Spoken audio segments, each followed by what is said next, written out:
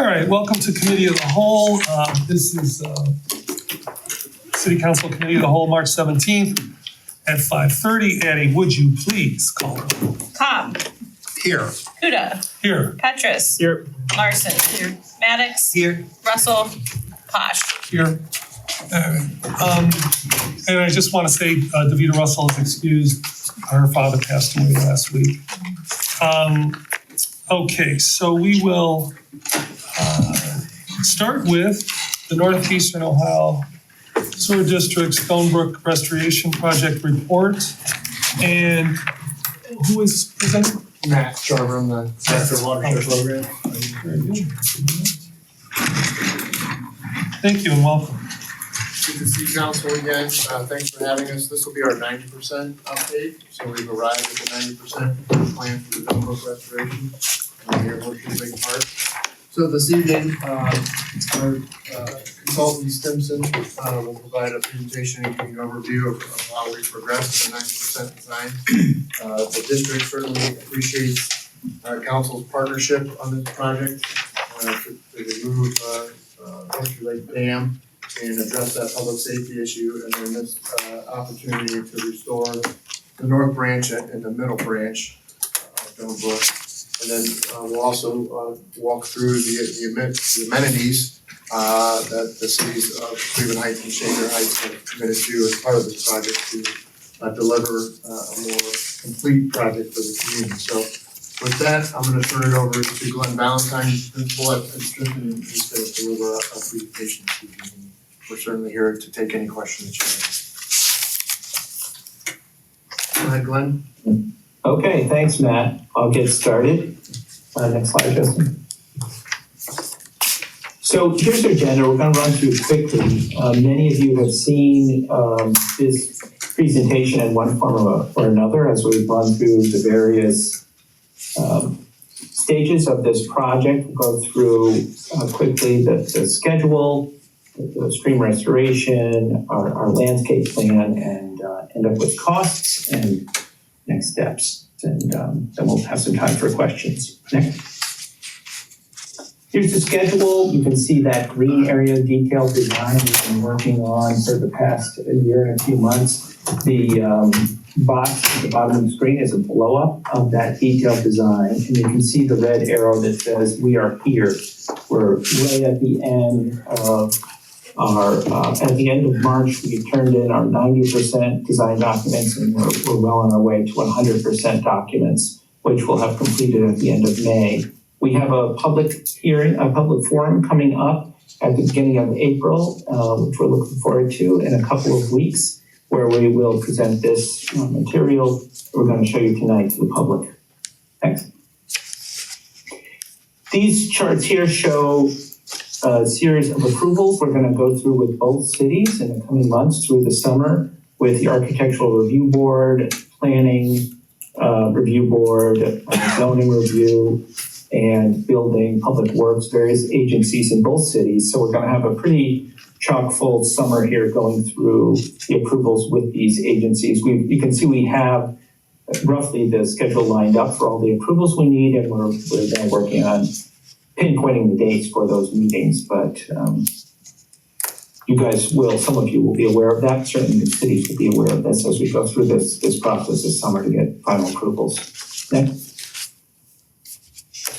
We're going to back up for a second and just talk about the process that this design team and both communities have gone through. We started here with the condition with Horseshoe Lake blue in the center, impounded in the middle of this site, and very little floodplain accessible to the rivers, the north or the middle branch of Stonebrook. And the goal was to create a much better functioning stream corridor, restore Stonebrook throughout this area that would replace the former impoundment and create an area that would also be a wonderful new amenity for both communities. Thanks. So if you'll recall, we went through a series of different iterations of how the streams would come together, these different confluences. We studied with our very large team of engineers and hydrologists and ecologists to determine what would create the most well-functioning restored stream corridor from a habitat standpoint and from health of the river standpoint and from controlling floodwaters as well. Next. So that's always been the primary goal of the project, is to restore Doan Brook and to create a very well-functioning restored river with a accessible floodplain to help handle floodwaters. We ended up on this option here, the upper confluence option, which was the best performing engineered stream through the space. We're also very happy to see that this option provided a whole host of opportunities for the landscape integration plan and for the creation of a really interesting park which would encompass all 60 acres of the site. Next. Throughout the process, we've known that the park space was going to be a very dynamic one, that it would change with each major storm event in the space and really be transformed by the waters flowing through it. You can see the different storm events that would flow through the park area, the blue representing, of course, the amount of water within the space. And we really wanted this to be the central feature of this park and to give people the opportunity to watch the dynamic process of urban hydrology as it flowed through this park. Thanks. And this is the result of the final engineering and grading that we did for this particular scheme and coming up with the restoration plan. You can see that the floodplain is quite large with the final plan. It takes up almost a third of the entire park space in a 100-year event. Thanks. To accomplish this, of course, we needed to do a lot, or we will need to do a lot of earth moving, and that's what's represented here in this magenta color throughout the park. That's all the areas that are going to be disturbed. A lot of that is all the sediment that was deposited in the lake bed over the past 150 years. So all of this has to be manipulated in order to create this restored stream corridor, and this is the scope that the sewer district has taken on. They're going to direct and manage and pay for this really massive earthwork project in order to create this restored stream corridor and the surrounding spaces. Next. And here's, we've been doing a lot of modeling of this with our team of engineers and with our design team in the studio to give you and the rest of the communities an idea of what this is going to look like. This is an aerial view of the restored stream corridor. Next. And what it's done is created a series of different habitats throughout this space. We've really been working to create as much diversity as we can throughout the park, including native habitat within the floodplain itself. There's constructed wetlands on the right side of your screen there that capture water from the adjacent streets and filter it before it goes into the restored Doan Brook. And then along the hillsides on the perimeter of the floodplain, these large areas for a meadow landscape, which is a new landscape for this part of the cities. And these upland areas where we're designing a more open kind of parkland. Next. Here's an image. We've been doing a lot of modeling and rendering of what this is going to look like to show to you and the community at large. And this is an image of what that restored stream corridor will look like down along one of the meanders of the restored North Branch here near Nature Play. You can see some of the armoring of the outside curve of that meander, protecting the bank, the vegetation, and providing access for people down to the level of the water. Next. And still down in that floodplain within the stream corridor, this is the shared use trail that runs through the middle of the park. It's kind of the spine of the whole park system, connecting it all the way from the east to the west side. And there's a series of boardwalks along this trail that allow the restored stream to flow through it, of course. And it's designed wide enough to easily accommodate joggers, walkers, people with strollers, and bikes. So really to be a very accessible and open experience for people walking through the restored stream corridor. Next. Through the center of the park, where the dam used to be, we're calling this the Mid-Park Crossing. We've designed a new bridge to span that space and reconnect Cleveland Heights with Shaker Heights. We've designed this bridge to be as open and airy as possible to provide views both to the east and the west and the water down below that are as open and inviting as they can be. Now, we also know that this is not a static system, and we want to make that very clear to people. It's going to change over time. Next. So this is an image of what it might look like in 20 years, where pioneer species such as cottonwoods and aspens and willows grow up quickly along the edges of the stream corridor and within the floodplain itself. And the embankments and floodplains, which are planted with shrubs, are going to become much more dense and define these kind of rich streamside habitats. Next. And then 50 years down the line, of course, it's going to change again completely. Here you see what will happen once the hardwood canopy trees overtop those pioneer species and close a canopy over the trees, shading out the initial fast-growing species and really opening up that ground plane down below once again. And that bridge that used to span the center of the park, kind of up in the air, will become more of a canopy walk in the future. Yeah. So at least the people didn't age though, that were in the picture. That's right, yes. They'll be so refreshed from being in the park. Stay young. So now we're going to move into the areas above the floodplain that are the amenity areas and sort of the park areas that we've gotten a lot of public input from through an extensive community engagement process, which I know you are well aware of. And we have 2 more virtual meetings coming up in the near future. And so far we have over 2,200 community voices. Those are participants in our public engagement activities and surveys and events. And we hope to get a couple hundred more voices into this process through our next couple public forums coming up here at the beginning of April. Thanks. Here's the landscape integration plan that we are at now at 90%. And we're happy to say that we feel like we've incorporated a lot of the feedback that we've got from the community in this plan, particularly some of the comments which we've highlighted here. Of course, we've gotten thousands, but we just picked out a few key ones. More access from all directions is one we heard a lot. The amenities should be made out of natural materials and have kind of a natural quality throughout. We've really taken these comments from the community as a guide in our design process. And these are the areas that the 2 cities have taken on in terms of development and creation of amenities and public park spaces. The first element of this is circulation. There are 2 colors shown here. One is the blue. Those are the main circulation spines that are going to be paid for by the district. That's a multi-use trail down within the floodplain and the mid-park crossing, including that bridge across the park.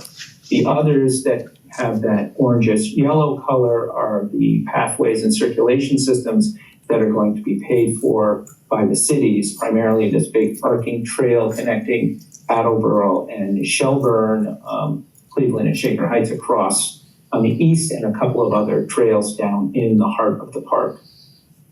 Next.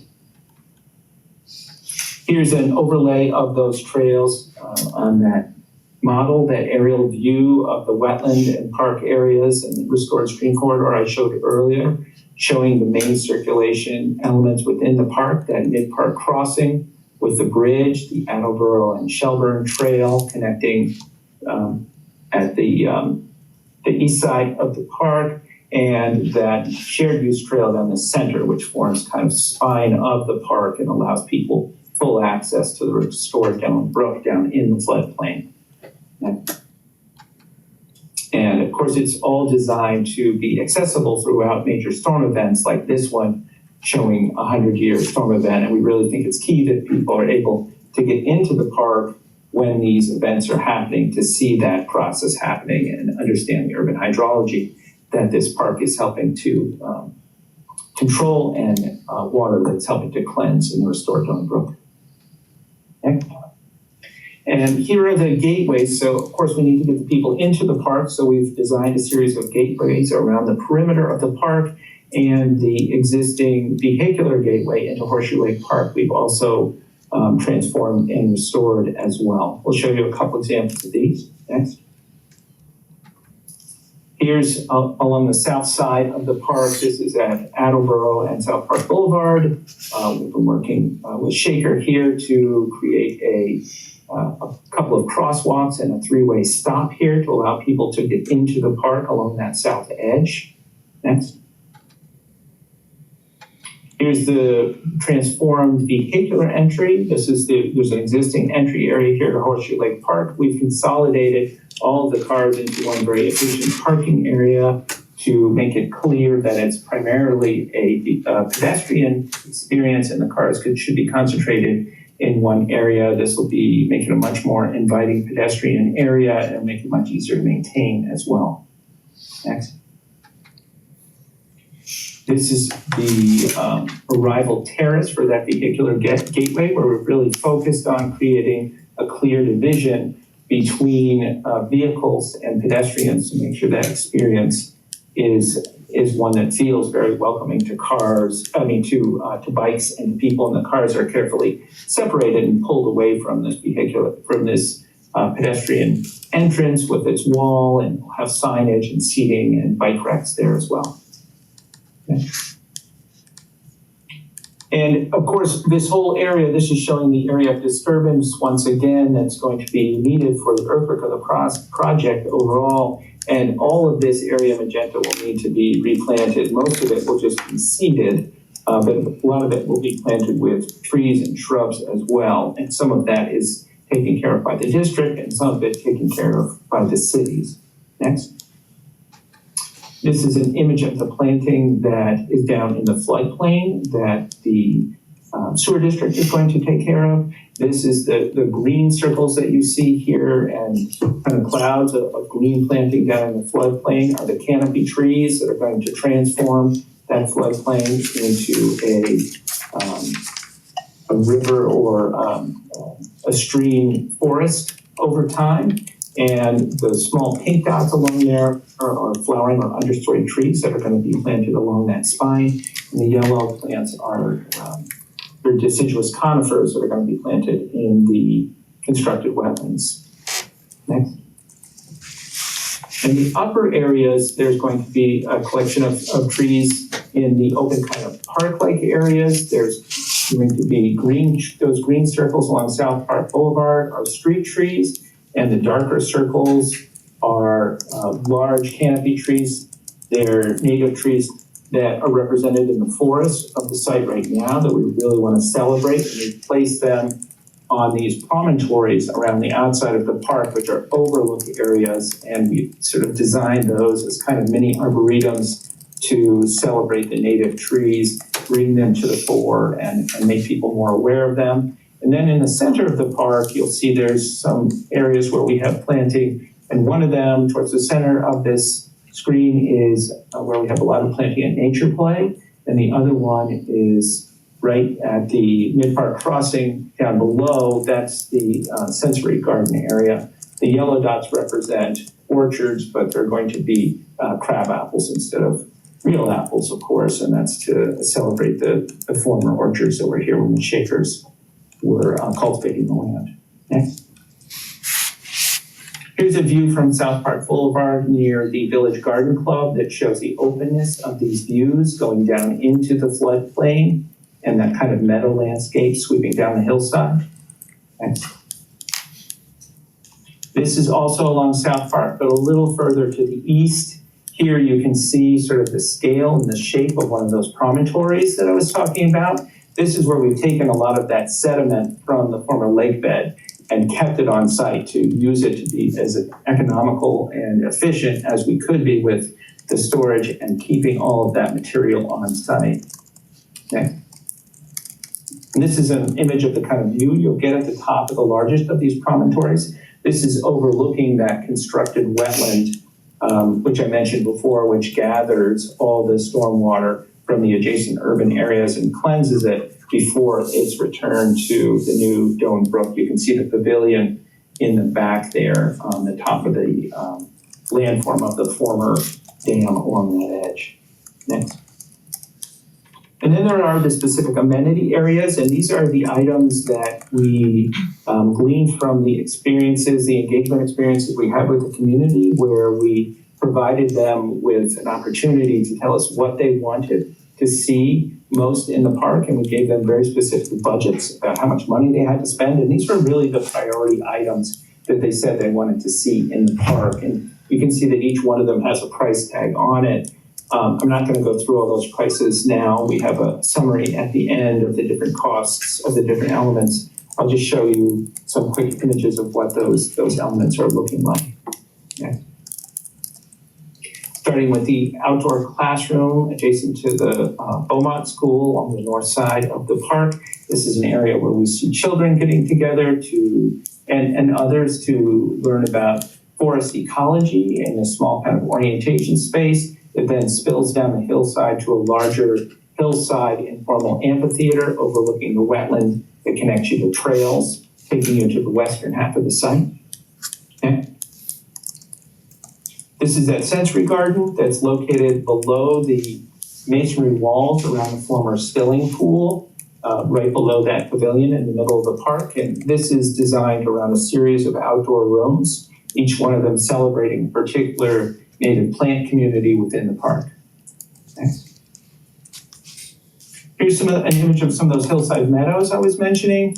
You can see kind of the scope and the scale of them wrapping around the whole restored floodplain on the right-hand side of this image. And the idea to get across here is we really want them to be landscapes where people can engage with the meadow and learn about this habitat. It's a completely new kind of habitat for this part of the city. And we're excited to give people the opportunity to experience and walk through these meadows.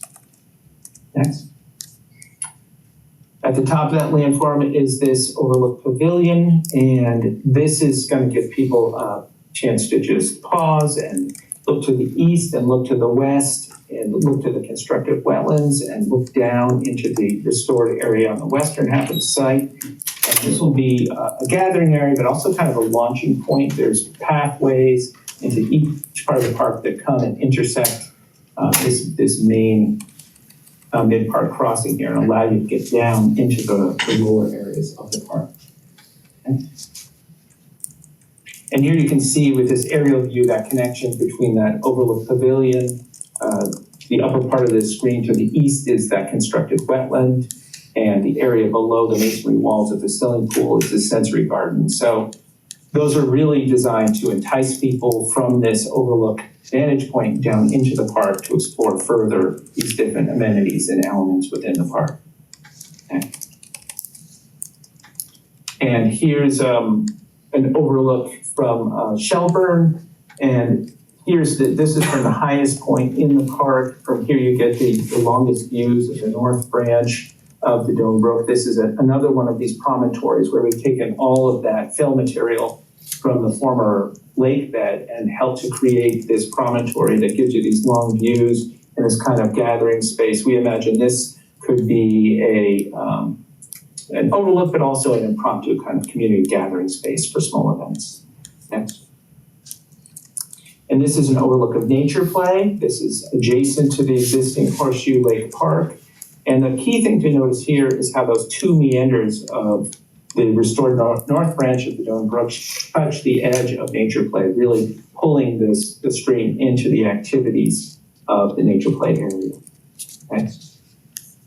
And to zoom into Nature Play, you see some of the key activities here: sand play area, climbing structure, this stumpery here for younger children, and these stepping stone pathways through the mounds that form the perimeter of the Nature Play area. Next. And here's the slide area within Nature Play. We have two slides there. One is higher and more challenging, and the lower one is designed to be ADA accessible. And we also see using one of the white oaks which fell down last year in the park as a major climbing structure within this part of Nature Play. This is a slide we just added to help give people orientation from an existing point in the park.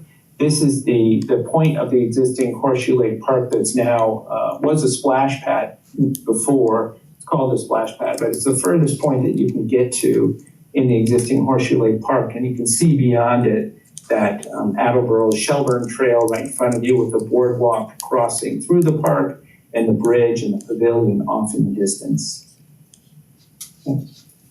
And quickly, I'll tell you about some of the furnishings. These are the type of benches. They're very durable. We have 19 of them throughout the park. Kind of trash receptacles, we place them around the outside of the park where they'll be most easily serviced by vehicles and accessible to the cities. Bike racks throughout where we see the exchange, the interface between the pedestrian networks and the cycle networks through the park. We even have 2 bike repair stations at either end of that shared use trail through the middle of the park. 2 swings at overlook promontories, one on the north, one on the south. They're designed to have a very limited range of motion, and they're very durable. We've had great luck with this exact bench on a couple of other parks we've worked on. Next. This is replacement of existing trash enclosure within Horseshoe Lake Park itself. Next. And there's going to be signage throughout the park, both orientation signage to help people find their way around, and a series of interpretive signage to explain some of the functions of the park and the history of the spaces that we've transformed with the new landscape integration plan. And here's a summary cost slide of these amenities. You can see that most of the money goes into those amenities there, that 2.9 million figure on the upper right. Those are the elements that came out of that extensive engagement with the community and determination of what people really wanted to see in the park. The second biggest component is the park circulation, and I described all those different kinds of trails that are going to allow people to get into the park and down into the floodplain and get to all of these amenities. The gateways, there's as I mentioned, a series of 6 of them, plus the vehicular gateway is the most expensive of those, around the outside of the park to give people access to those circulation systems throughout the park. And this general landscape improvement includes a number of items, including some new water service to the Horseshoe Lake Park for preparing the water fountain that's there. But most of that money is really for the upland park spaces along the east, the north, and the south side of the park, the landscaping in those areas, the street trees, those trees on the promontories, and shrub drifts and understory trees there. And the next slide is just the next steps. We're going into final design review and submission, as I mentioned earlier, and the design review comments will be coming out by June. And then we'll have, of course, all of our department reviews throughout the rest of this year, regulatory permitting, and then bidding the fourth quarter of this year, and hopefully going into construction the end of this year or early next year. And that is the end of the presentation. I'm open for questions now. This is the landscape integration plan and stream restoration plan as it stands right now at 90%. Glenn, thank you for that. Go ahead, Councilman. Thank you, Mr. President. Just a quick question. I apologize if I missed it, but was there any type of lighting plan? Or what does that look like throughout the park? There's no lighting throughout the park right now. Right now, we have in the cost conduit included, which may or may not survive as we continue on refining the design for the possibility of adding some lighting future in the future development of the park. Do you know, just with any discussions with the city, what the perimeter lighting plan would be like outside the park connecting in, or do you know if there's any conversation about that leading in? And if not, that's okay. I was just curious. I don't think it's changing on the basis of this design, the lighting along South Park or North Park or Lee Road. I don't think the park improvement here are really going to affect the lighting that exists there now. Okay, thank you. Councilor Posh. So if I remember correctly, Cleveland Heights, when it comes to that $7 million number, a couple, like 1 or 2 slides below, our share is 1/3, if I recall correctly. 35%. 35%? 35%. Okay, so was that 2.4 million Right. approximately? Is there any contingency built into that number? There is contingency in that number currently. Okay, so it includes the contingency. Okay, thanks. Yeah, are you committed to using native trees and plants 100%? Yes, Yes. Yes, very much so. Thank you. Oh. Yes, go ahead. So Shaker Heights has a deer management program and Cleveland Heights currently does not. There's a lot of what I'm worried about, young, tasty plants that are gonna be planted in this great area that it looks like you guys are proposing for us. And I know there's warranties on some of these, but I would imagine if a deer eats something, that's probably not part of the warranty. Mhm. Is there, what do we have to be Go ahead. concerned about that? It's obviously a constant concern and something we've thought quite a bit about. We have been selecting plants carefully that are, not the favorites of deers. They're hard to predict. So we've been thinking carefully about the selection of species, and to facilitate protection of them, we've put any kind of shrubs or planting like that in large drifts, so that those can be surrounded and protected as they mature, because it's really when they're young that they're susceptible. So particularly along the South Park Boulevard here and in Nature Play and in the Sensory Garden, we've consolidated those plantings very carefully in ways that they can be protected wherever we have shrub plantings, because we know that's a big concern. And the trees will be individually protected within the floodplain and the upland areas as well. Thank you. Glenn, the materials for the bridge, what kind of material is the bridge built with? It's steel I-beams, very basic kind of construction, twin steel I-beams with wood decking, heavy duty wood decking. It's 2.5 inches thick. And the trails that go, that were in that same picture with the bridge, they appeared to be grass trails. I couldn't tell. There are some grass trails within the plan. They're really sort of a tertiary set of informal trails that we've heard from a lot of people that they want to keep. Most of them are existing, and we are just tying into them or facilitating them. However, there's a series of trails which are shown in white here, which are asphalt trails, which are fully accessible and maintainable as asphalt throughout the park. So those are really the only two types. There are grass trails, which are very informal and not really considered part of the main circulation system of the park, or considered, in our ADA compliant circulation system. The rest of it is really all going to be in asphalt. Okay. Other questions? Mhm. Well, thank you very much. We really appreciate this. It looks wonderful. Mr. President? Yeah. We did have one other question, thank you. And I appreciate that issues with the lighting plan out. That's something I think we need to discuss with the cities in terms of taking a look at that. I just know we're trying to address that in some of our other parks, and so I know this is something that we want to talk about. My other question is, the companies that are doing this work, could you give me a sense of any minority business owners or construction, or what does that look like in terms of the people who are doing this work or providing the resources for that? Sure, Councilman. So the district has a business opportunities program. So as part of our bidding package, we'll have a recommended percentage of the work that'll be the commitment by either minority-owned, women-owned, or small business-owned, part of our bidding process. So that'll be included. Thanks so much. Thank you. Thank you.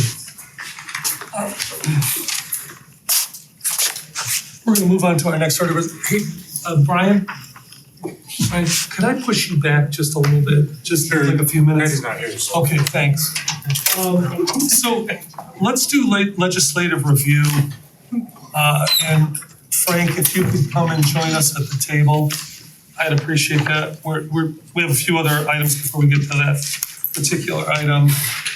Chris Helsel is with us today.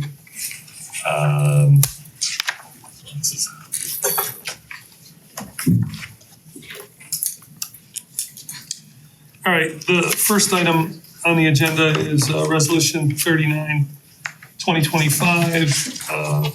This puts Markietta Stevenson as a member of the Fair Practices Board. Resolution 40, 2025 puts Darius Smith, Aaron Miller Tate, and Taylor Wyndham as members of the Citizens Advisory Committee. Any questions about those appointments? All right, 41, 2025. This is a resolution of authorizing the mayor to apply for grants under Urban Forestry Grant Program through the Ohio Department of Natural Resources. We do this every year, don't we? Yeah. Okay, any questions on that? That's all first readings for consideration tonight. Second readings, 37, 2025, a resolution authorizing Cleveland Heights City Council to establish a high school internship program. We talked about it. The only thing I want to say about it is that I am going to add the funding part of it next month. I would like it to be, I'm certainly willing to listen, but I'd like it to be a line item in the council budget. I don't want to put it under other or some nebulous thing. It's something we agreed we wanted to do. And I know there's some council people that have said they're interested in having an intern. One of the really great places to look for an intern is when they do this, and I'm not going to remember the name, but the superintendent has this group of students that she convenes every, I think it's quarterly. The cadre. Thank you, the cadre. I remember the cadre. And she's, the superintendents, we're always welcome to go to that. And it's a good place to talk to students who might want to, work with us. So that's. Okay. That was just my question, is if that was gonna be included in the council budget or if it was gonna be a separate item, and then if there was just a breakdown on what that was being used for when the legislation comes up, it's the only thing I wanted to know. Right, and that is what I'm gonna do next month. I'm gonna put it as a line item if anybody wants it somewhere else. Okay. I mean, nobody's. Did you want us to vote tonight? Is that what you're Yeah, we can vote on this tonight, but we'll do the budget adjustment next week? and, in next meeting, yeah. And we have a student that's speaking tonight. I'm just really thrilled that we're, kind of strengthening our bond with the schools.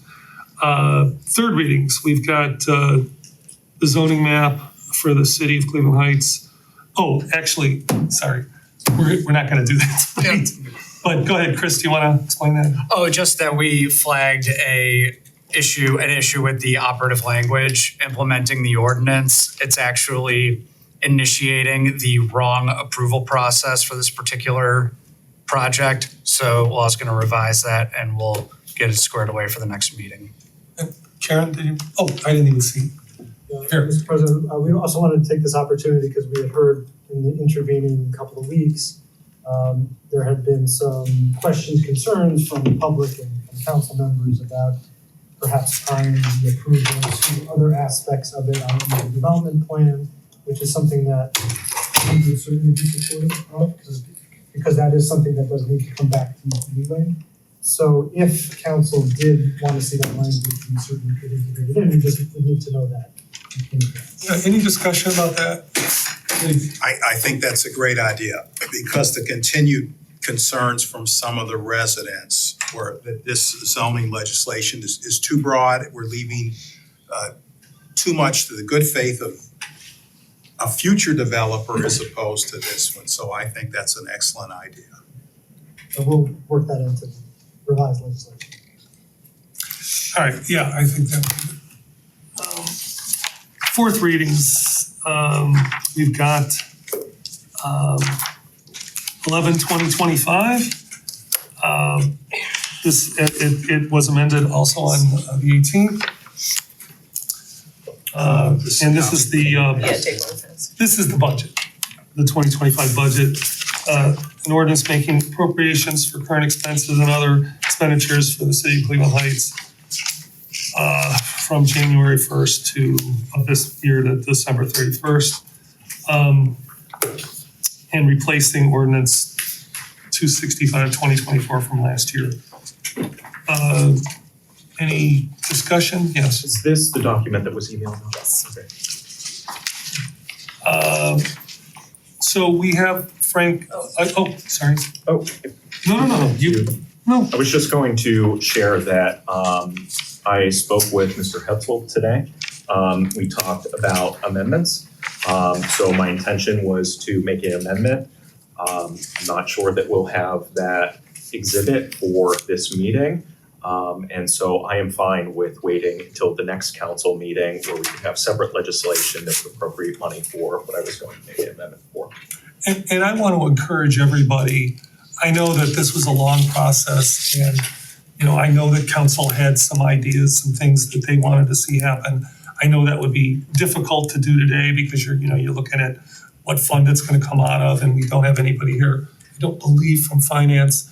So, but, I don't want everybody to look at this as the end. But this does lay out, the majority of the budget for this year. 75% of it is salaries anyway, but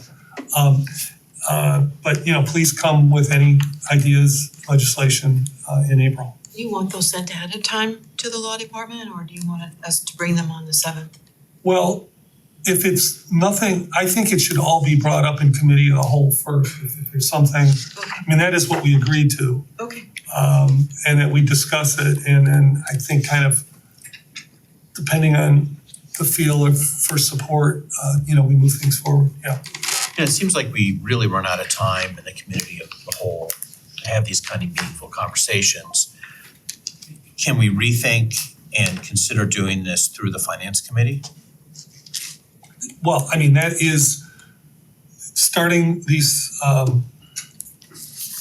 putting these ideas forward in committee is one of the processes that we use to introduce legislation.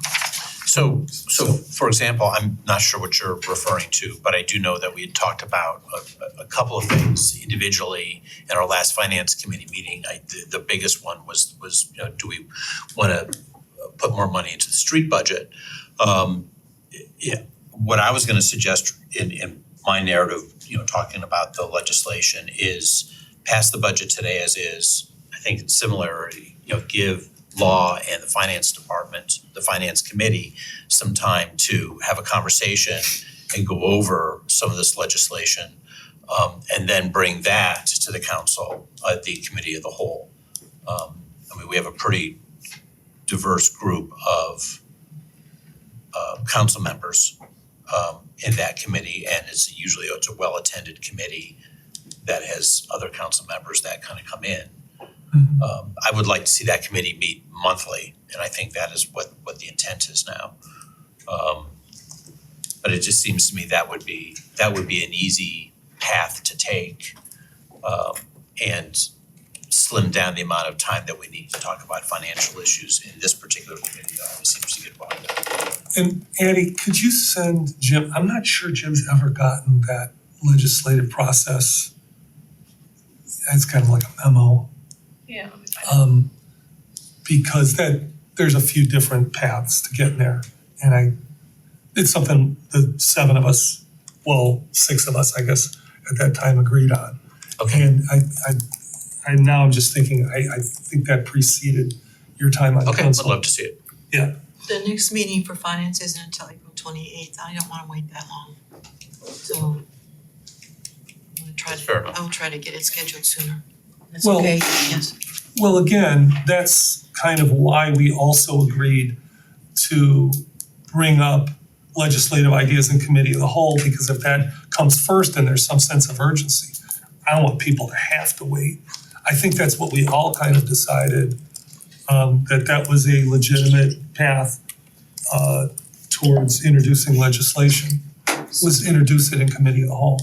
So you wanna wait till the 7th to get people's lists and then meet for finance? If you I'm wanna, willing, I need to know what people want me to do. you could put something forward right now if you want to. We do not have to race through this agenda item right now. If you wanna put something forward right now, I'm fine.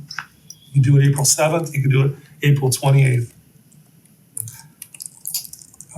Are we going to try to have all amendments in a single piece of legislation? That'd be most helpful for the law department? Well, that's preferable just from a logistical point of view, because if they're all on, if each amendment has its own separate legislation, then, and they're all gonna be passed in the same meeting, the issue is what one amendment will be achieving will change depending on what passes or doesn't pass before it.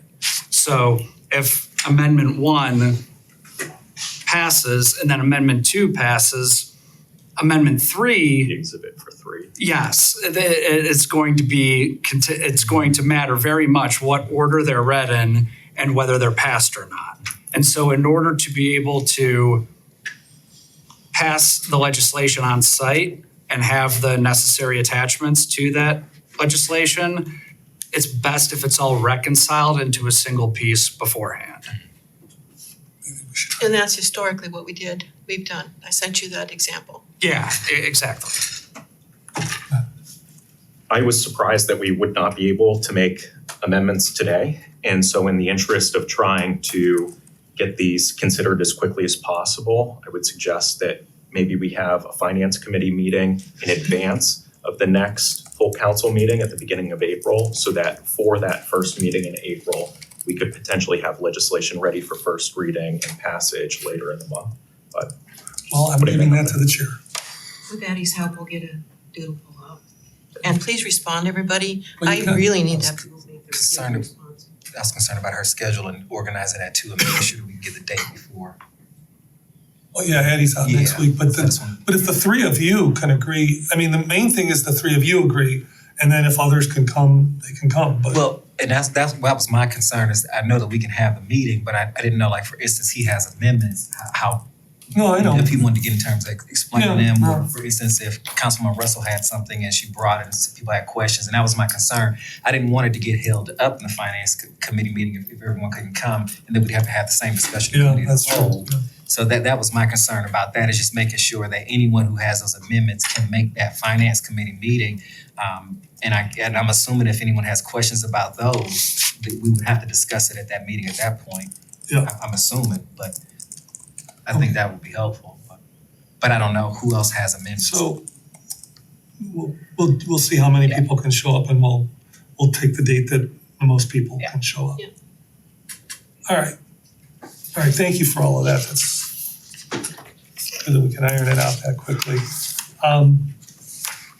And then the consent agenda is, I don't know if anybody has any questions about the consent agenda, but yeah. Are we done with the finance? Because there was another there was some amendments to the,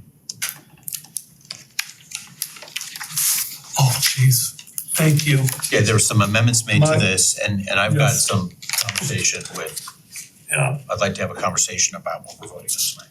yeah, okay, I did, thank you, and I'm sorry, and Frank, we're gonna give you a chance in a second.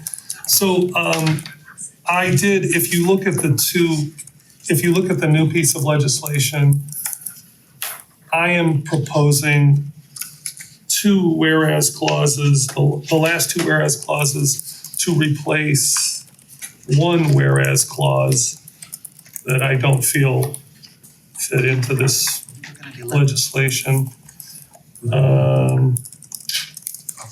Mr. President, You know, you have both copies of, are we talking about the last two here? We just want to make sure we're in the right page. yeah, so the legislation that was just, So it is the one we just got, okay. one We're we looking just at got, this. has the last two whereas clauses are amendments. And they're replacing the whereas clause in the original legislation, which says, whereas to follow for the greater stability and consistency in the planning and funding of government operations. The city would benefit from an appropriations ordinance that provides funding for the entire fiscal year as compared to an appropriations ordinance that provides funding for 1 quarter of fiscal year 2025. And I replaced that with these two, and I'll read them out loud. Whereas Ohio Revised Code Section 5705.38 requires council to pass an annual appropriations measure funding the entire fiscal year 2025 by April 1st, 2025. And whereas to allow for greater stability and consistency in the planning and funding of government operations, the city would benefit from an appropriations ordinance that provides funding. Wait a second. No,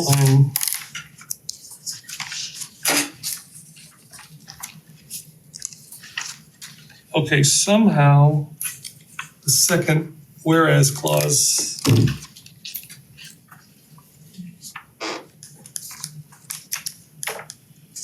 oh, I'm sorry. You know what? Okay, so the one whereas clause, that's a replacement. I guess it would replace the last whereas clause, which is still on here. Yeah, the request we got just says after the fourth whereas clause, please interject the following 2 clauses. So I didn't delete anything. Yeah, but the fourth one is the one, the fourth one is whereas on December 19th, 2024, council approved ordinance 265, 2024. That's the fourth one. The next 2 were supposed to replace the last one. Okay, I didn't realize, because I thought it says after the fourth whereas clause, please interject the following 2 clauses. It didn't say to delete the fourth clause. It was to delete the what is now the last whereas clause. No, go ahead. We got the same I question. was gonna say, during the council meeting, do you want me to just motion to amend this to Yeah. delete the last? Yeah, that's fine. Okay, so that's 7, 1, 2, 3, 4, 5, 6, 7, 7th whereas clause. That is the one. And I guess. Sorry for okay, if I, during the misunderstanding. meeting, just make a motion there to amend this to remove this final whereas clause. Yeah, I think that Well, but works. you have to also add the 2 that were not in the original. That's what I was No, asking. there's already. It should be in. I thought you just. That's as amended. You don't have to do it because it was Okay. posted before. So it's just. Sorry, you know what you sent me in the email was just the 2 2 more he was adding. the 2 clauses, and I didn't realize the other one was still there. Oh. So my bad on that. It's all good. All right. So this, So just for clarity, so we're only removing the last portion and the other 2 changes you want to make are already in. yes, And that was, which line is that? 5 and 6. Okay, got it. sorry for the confusion there. Thank you for reminding me that we'll go over this. All right, so we got this. And then if there are no questions about the consent agenda, we'll go to Frank Ike, who is our advisor, CPA from CUNY and Associates, and you have a few words you want to say. Yeah. Thank you, President Kuda.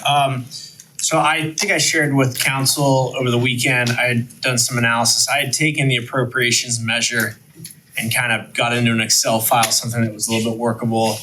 I was able to run some tables, and basically what I was trying to do was reconcile all of the operating budget data that we had been working through in the various finance committee meetings, and just reconciling that back into what the appropriation ordinance that was going to be approved to make sure that it reconciled. So I did that at the department level, so figuring out what all the different departments are within the system that then get reported at the operating department level by the administration throughout our process. So pleased to report that basically I was able to reconcile that data to the appropriation measure. I had 2 questions, just some things that didn't really make sense to me, just to understand them better.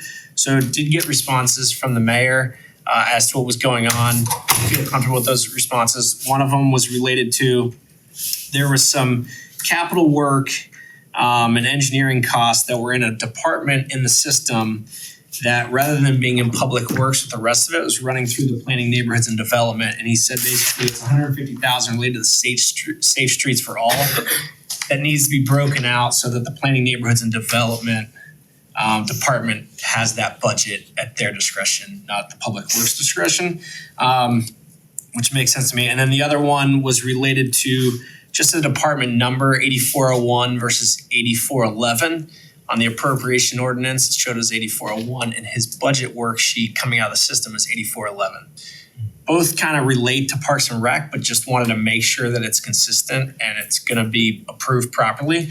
So per the mayor, the ordinance was correct, which was Department 8401. So he has gone in and updated the system. According to an email he sent to me, I've not confirmed that or anything, but he has indicated that's been updated in the system. So the system now should match the appropriation ordinance that you guys will be approving. So was able to reconcile. I also reconciled all of the other items that he hasn't provided us through the operating budgets. Was able to go through those and figure out where all those sit based on his budgeting worksheet, and all that reconciled as well. So pleased to report, based on the information he's provided to me, the ordinance is reconciling back to the information he's been providing us throughout the discussion process in the finance committee meetings. Was the reconciliation minus ARPA expenditures and? Yeah, so ARPA ultimately is not a part of this budget this year because it was considered budgeted last year. So there are no ARPA dollars being budgeted and appropriated in the 2025 appropriation ordinance. So I didn't look at ARPA at all.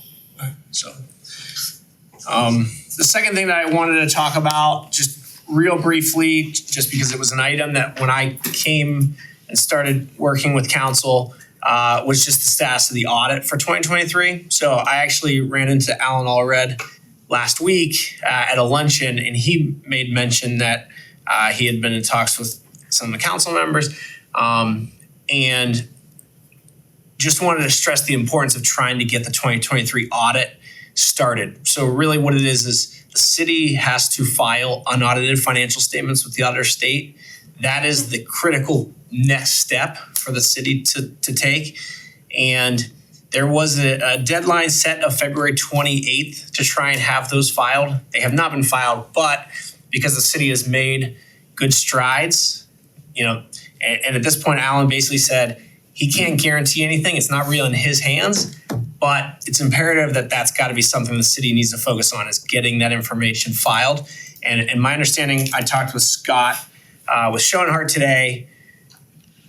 Capital assets is the big piece that the city's working through to try and finalize, get that information to Scott, then he'll be able to turn around financial. He said it's going to take him some time once he gets that because he's got to do some reconciliation and stuff like that. So, it's imperative that, Alan didn't give me a deadline, didn't tell me any dates, but just basically ASAP. You want to try and get, especially with the progress the city has made, we don't want to go down the road where we're staring that being deemed unauditable, that classification. Results in a press release, you'll go on a list, there's a certified letter that goes out, there's all these things that happen.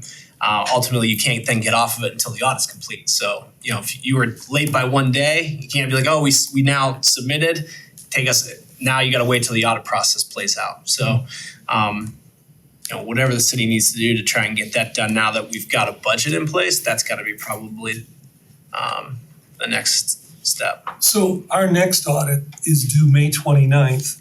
Is there could this cause any problems with that?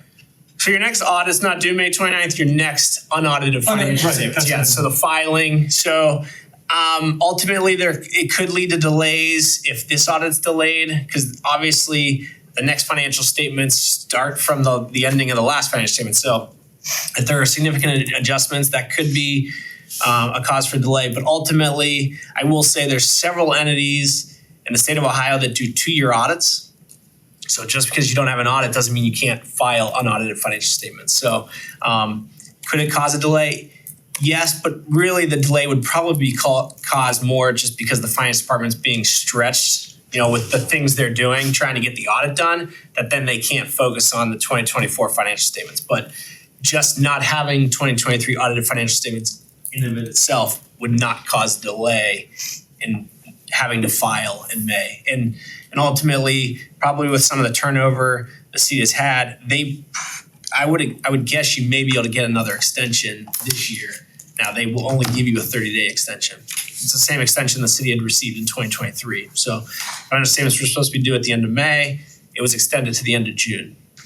I'm assuming that the state would probably allow another extension just with some of the turnover you guys have experienced. But that would just get you to the end of May or to the end of June. And I would imagine it's a good idea to have the unaudited 2023s submitted before we ask for that extension. Yes, so I will say, so that extension is just due as of the date of the deadline, which is the end of May. If your 2023s aren't filed by then, you're gonna be deemed unauditable. I would almost guarantee it. So, just because at this point, Alan's like, listen, there was a deadline of February 28th. After that, it went, basically he's like, it's out of my hands, it's in Columbus now. So he's like, I'll talk to them and, he's like, but ultimately I don't have a say in it. He's not the one that ever makes that decision. He basically monitors it, for no better word, as long as he can. At a certain point, then it goes down to Columbus, and that's where the decision is ultimately made. Yeah. Councilwoman Larson? No, Nope. Okay, Councilman Patrick. Do we happen to know if the administration told them a new date by which they hope to get the statements back? After the 28th? I don't, Alan had indicated to me in his email today, let me see it here real quick. I can't, he had not heard from, he actually reached out this morning, he said, but he has not heard anything. But that was as of 9:38 when he emailed me. So I'm not sure if subsequent to that, they may have talked to him. All right, Councilman. So I had a couple things that I presented to the Finance Committee about, I used the word expectations. I probably should have used the word assurances. And one of them was around the 2023 and 2024 audited financial statements. We really need to make sure that we're in compliance. It's too bad that we don't have a representative from the mayor's office here and the finance. I'll mention this in our big meeting. But we absolutely have to be in compliance. And this unauditable thing, I never thought that would even be getting close, bumping up, getting close to it. It seems like we possibly could. I mean, that's gonna hurt our bond rate. It's gonna make things, it's gonna be a wreck if that happens. We really, I feel like this city council, this city needs some assurances. We're gonna find a solution to get those things in place. Get it so in 2024, we're not asking for an extension, we're just doing the work when it's due. We also, have been told by our finance department, we've been told that we've got some concerns in that department that need to be addressed. One of them was a recommendation that we got from Frank was, hiring an assistant director. I don't think it's our role as council to dictate that, but I think we need to encourage our administration to try to find a way to have sort of a backup system. When someone doesn't leave, we're sort of left in a lurch, which sort of caused the majority of the budget problems that we had this budget cycle. I think us funding an assistant director position is very, very appropriate. I would hope that the administration would give us that recommendation and we can move forward. I would also remind everybody that I think our new finance director even referred to as our financial system that we've been using is antiquated and really needs to get replaced. It needs to get replaced. We need to fund that and we need a recommendation as soon as possible. I'm asking that we have monthly reports and conversations with our finance departments and the mayor's staff on these items going forward in all our finance committee meetings, as well as getting monthly financial reports. I have a couple other, one little issue here, which is one other item that's sort of I'd like to see some assurances of.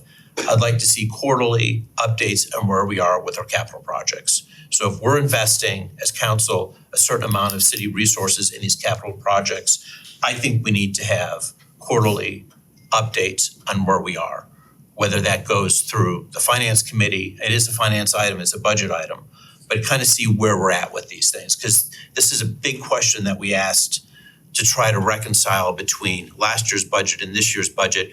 We didn't get the answers that it's just one of those budget items, one of those answers we just did not get. But I think we need to make sure that we're collaborating with our departments to get this information. That's all I have to say. Thank you. Frank, anything else? I don't have anything else to add. Well, I just want to, go ahead. I would just say thank you for your work. It has been very helpful going through this challenging process, and my intention is to have those kinds of updates more often than quarterly, by the way, on the capital investment. Daddy and I are gonna work together on it, so That's great. do the best that we can. It was very comforting to have you advising us. This is a kind of fragmented process and it was hard to follow. And it was good to have, CPA that, could kind of help us make sense of things. And, again, appreciate your work.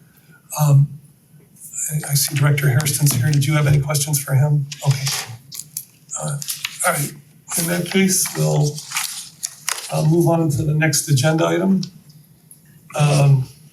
which is a presentation from Brian Iorio about the Citizens Advisory Committee recommendations.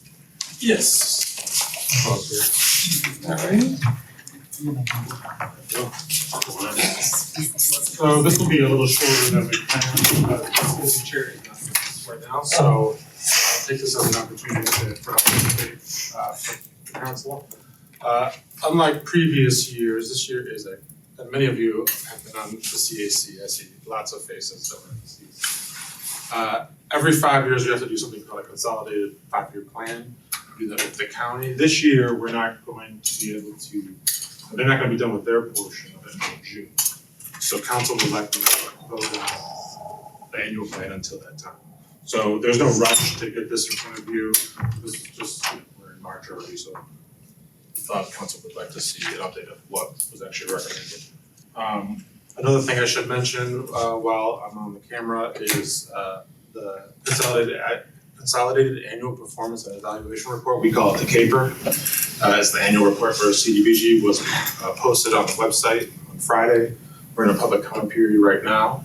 Tomorrow night's a public hearing at the CAC meeting for any comments, but we'll also accept comments written or verbal or however up until it's the 30th or 31st. 31st, I think is what we did. Since they're watching, thank you for saying that. Could you let them know where they can send any comments if they can't make that meeting? Sure, yeah, definitely. The easiest one would be the general planning email, which is planning@clevelandheights.gov. That's planning@clevelandheights.gov. I can mumble second. Or enunciate here. That was very clear. Oh, thank you. I'm trying. Rather than go through this one by one, I just thought I'd found some notable things. If we come back with Patty, she could sort of give the background of how the votes went. But I don't remember there being anything particularly controversial or argumentative. So, but two things to point out I think is important is this is what a lot of people are very interested in, the public service allocations. We have 2 new people, Journey Center and Heights Suburban Collaborative. We're excited to have them. Heights Suburban Collaborative have been subrecipients of CDBG for many years, and with Holly Thomas and the courts and Fallon Robinson, we sort of rejuvenated that relationship. So they're somewhat of a newish grantee or renewed grantee. And then Journey Center, that they found the CDBG program through council's work with ARPA, so that's something to be proud of.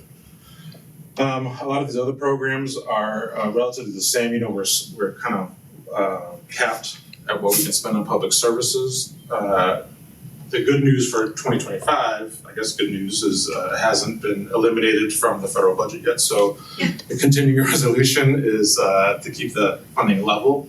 Usually means we lose around $5,000 or $10,000, which is in the greater scheme of things not horrible. So we kind of consider that a level. Some other things to point out is some nonprofit partners, Laker Inc. We all know they had to move. This is to help them comply with accessibility standards. Creative Spaces Cultural Arts, that's actually Disciples Christian Church. They're trying to rejuvenate their facilities so they can host more things. And this is to help make it conducive to the fire code, is one way to put it. HRC, our trusted partner, always, as you guys know, this not only funds CDBG, but the home funds that they administer, as well as helps create capacity for all the other programs that do through foundations or through ARPA or other funding sources. I saw HPO. Yeah. Okay, now I see. So, Mr. President. Yeah. So a quick question for these home repair programs. We have allocated a lot of ARPA dollars. Mm-hmm. Are these to supplement those ARPA dollars, or are these different programs? Kind of see it the other way around, is ARPA sort of supplements CDBG, because these are long-standing, well, not long-standing programs, we just changed them last year, but they're generally the same thing. A $5,000 grant for seniors, $5,000 grant for everybody, seniors have access to both. So essentially $10,000 for seniors. We see this as sort of, we see the ARPA as sort of filling the gap of, say, the homeowner can't come up with the funds that they would need because the project's more than $5,000 or $10,000 max. Or ARPA could be used for residents that don't qualify income-wise, because there's like 120% for ARPA and 80% for CDBG. There's lots of different scenarios where they could piggyback on each other, but the ARPA funds, particularly the ones that were part of revenue replacement, the payroll offset, those ARPA funds, I'm using quotes because they're no longer ARPA, they're general fund funds, are very valuable to the community development division because we normally have lots of restrictions on how to use those funds. So what's great about having that there is that we could be more problem solving than we're able to in the past. When do you think that HPO program, the exterior repair program for the ARPA part of it will be up and running? As you know, that's been, you mean for the HRC or the HPO? No, Oh, okay. HPO. So we're trying to wrap that up this month and have it ready for April. Okay. We've already got a lot of interest from residents who have heard about it through Yeah, the great fun. newsletters and articles and that sort of thing. So people are champing at the bit, if I say that right. So I could be real quick because I know you guys are always pressed for time. We're actually okay today. Okay. Economic development is primarily refilling the storefront renovation pot. Commercial revolving loan is a very healthy program, so there's usually not need for additional money to go into that program. And that's really the gist of it. We have quite a bit of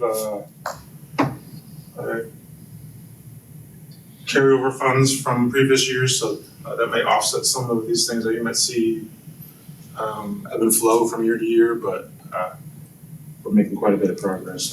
So do we want to make time for Patty to be here, like at the next meeting, or? I'll touch base with Patty tomorrow and we'll see. Okay. President Kuda? Yeah. Back to the HPO programs and those home repair programs. We do have people that are anxious to get started and want to apply. Is there an email they can let you know they're interested in yet? Or, because there are FOMOs out there that, Should I use planning? Yeah. Okay, I don't know if there's another for HPO. Maybe we should set one up for HPO. They could use the planning at clevelandheights.gov. okay. Planning at clevelandheights.gov. They could use that one if they like. This mailbox is full. Eric himself monitors it. Thank you. And the HPO program, the CDBG ones are up and running, just so you know. That's good. Please. It seemed like if you go back up to the top the Office of the Aging is going from a 40,000 to a 15. Of all the ones that you have, it seems to be one of the more noticeable like dips in funding. Can you give us a little narrative on that? Sure, so last year we unfortunately lost a public servant in the Office on Aging. They were never replaced. So they have quite a bit of carryover funds. Okay, Can't add it to more funds because then we'll go over that. that's good to know. Thanks. So, I'm sorry, I did zone out just for a second. I don't have any more questions, but certainly. So let Addie know, and Addie's gonna be out next week, so just in case, I'll be her backup. okay. And because we'll put you on the agenda, and or Patty and I take it. Yeah, like I said, we have some time, so I know you guys are juggling lots of things. Maybe Your agendas. Substelli. Okay, got it. For anyone listening, the CAC meetings, which is a 22-member board that helps council and the city administer these funds, is always looking for new members. I think there's 5 vacancies right now. I don't You're know getting how. some tonight. Oh, we're getting some tonight? Okay. Yeah, I think you're getting Somebody doesn't 3 get tonight, agenda. and then 2 more. And we still have 2 more positions to fill. Right. But we're always looking for people. 22 members, somebody's going to drop out at some point. I'm looking for talent. All right. Well, thank you. Thank you. Before we go into executive session,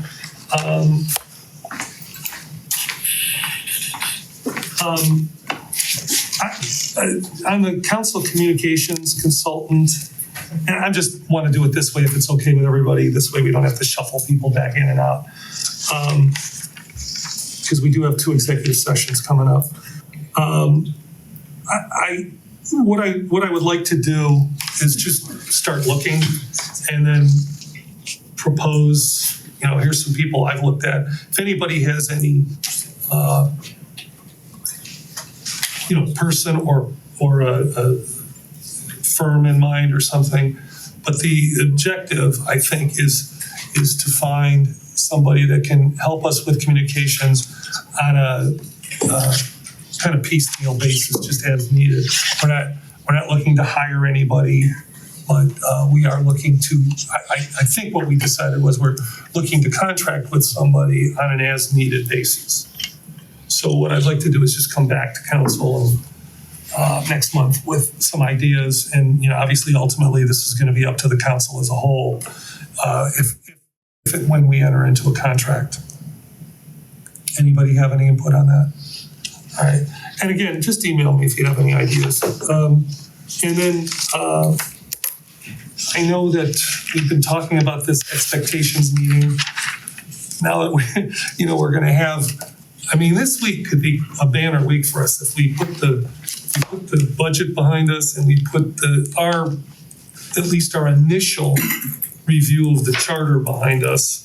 And we do have a charter review session on Thursday at 5 p.m. in this room. I think next month would be a good month to do this. Any ideas about how long would you like this to be? How long do you envision this? Oh, I'd have to go look at the sheet I passed around. I think it was like maybe 2 hours. Yeah.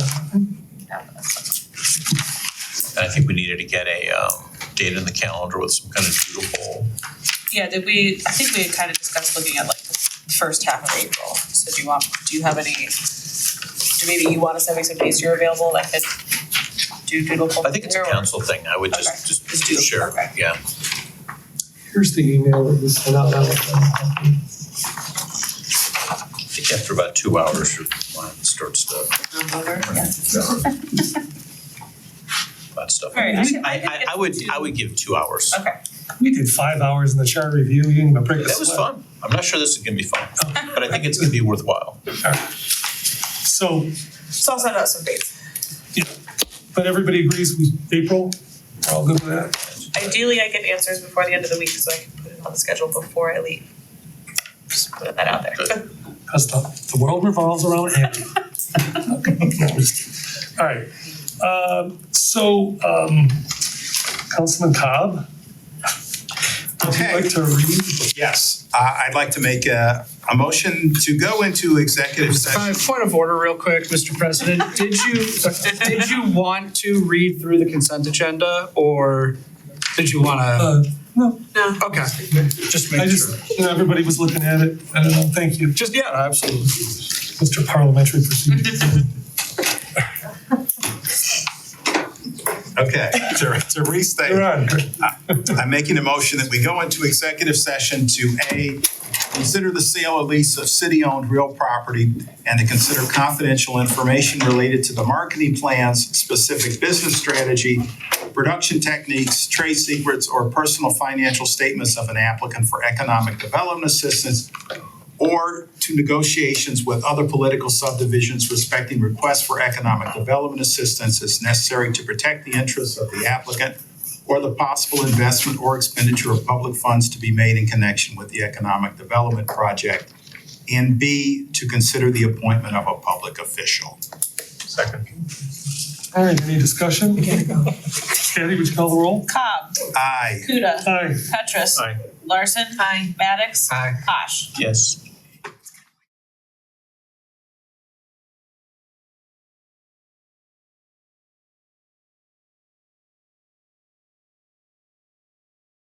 All right, welcome back from our executive session. I just wanted to let everybody know, when we talk about the budget, I know everybody's gonna have something to say before we vote.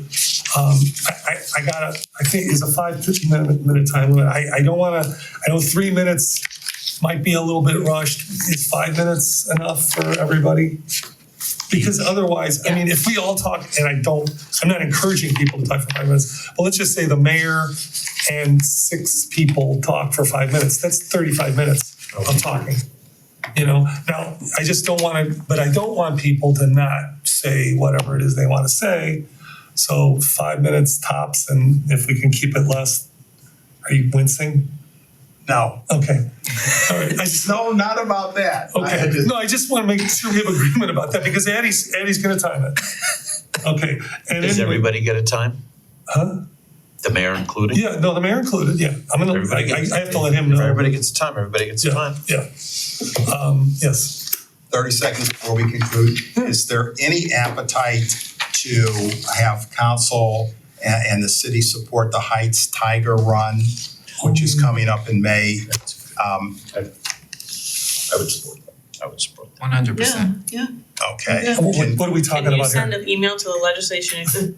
Right. Does anyone have an amount they're thinking about? 2,500? Did they ask?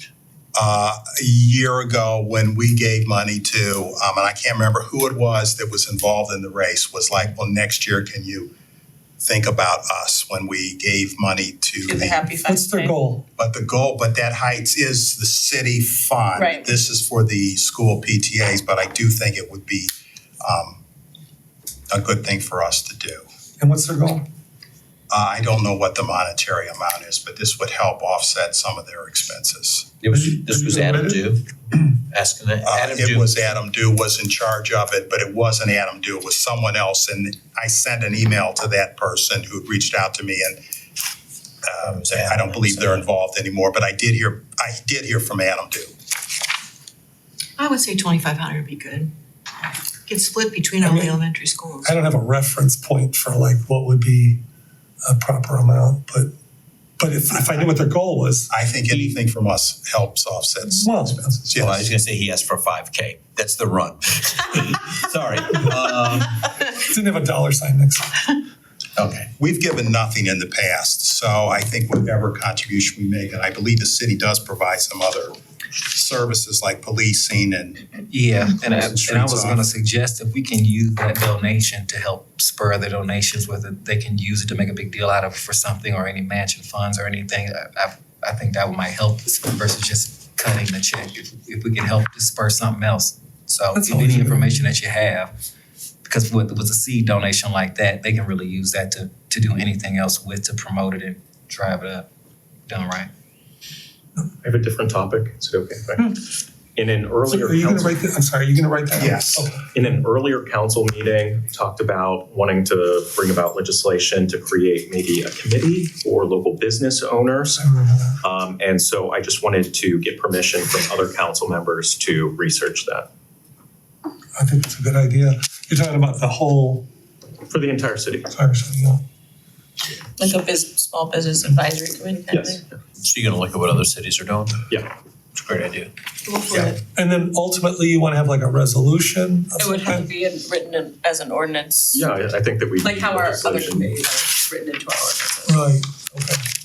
So we gotta find a chapter, is what you're saying. And from what I've seen so far, there's a lot of variation in like the size of them, like appointments, things like that. So I could collect that info to bring back and share. And a with them. purpose, you know, I mean, I, not saying you don't have one, I'm just saying, you know, Have it that's something clearly clearly defined, yeah. Anything else? We're doing well tonight. Great. Okay, this meeting is adjourned at 7:23. We'll be headed to the regular meeting. We'll start at 7:30.